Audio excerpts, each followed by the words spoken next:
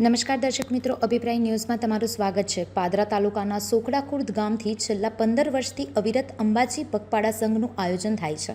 આજે સોખડા ખુર્દ ગામથી 50થી વધુ શ્રદ્ધાળુઓ માતાજીનો રથ લઈને ભક્તિભાવથી પ્રસન્નતાપૂર્વક અંબાજી ધામ તરફ પ્રસ્થાન કર્યું।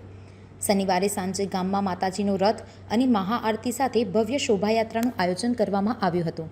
પદયાત્રીઓ, ગામના સરપંચ તથા આગેવાનો જોડાઈ ભક્તિભાવપૂર્વક યાત્રાની શરૂઆત કરી। પગપાળા સંઘ પાદરા નગરમાં ગોકુલધામ સોસાયટી પાસે સ્વાગત કરવામાં આવ્યું હતું। શ્રદ્ધાળુઓ પ્રથમ નવરાત્રિ અંબાજી ખાતે પહોંચીને ધજા અર્પણ કરશે અને નવચંડી યજ્ઞ સહિતના ધાર્મિક કાર્યક્રમો ભક્તિભાવે આયોજિત કરાશે। પાદરાથી સંવાદદાતા સાથે અભિપ્રાય ન્યૂઝ, વડોદરા। જય અંબે।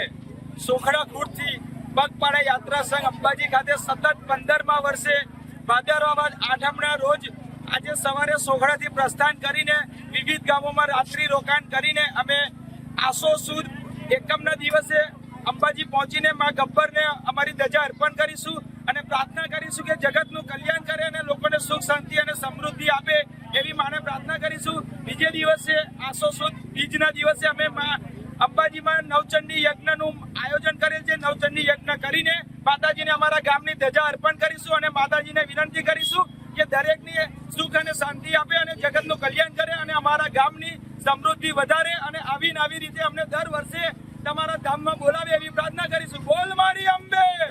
વધુ સમાચાર જોવા માટે અમારી YouTube ચેનલને સબસ્ક્રાઇબ કરો અને જોડાયેલા રહો Facebook, Instagram અને Twitter પર।